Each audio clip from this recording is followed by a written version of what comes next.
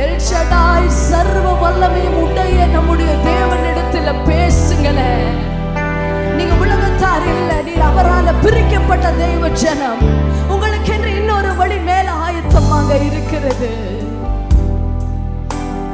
மேற்கும் கிழக்கும் வடக்கும் தெற்கும் அடைப்பட்டு போனாலும் அணையும் என்று நான் எண்ணிய அக்கினி 7 மடங்கு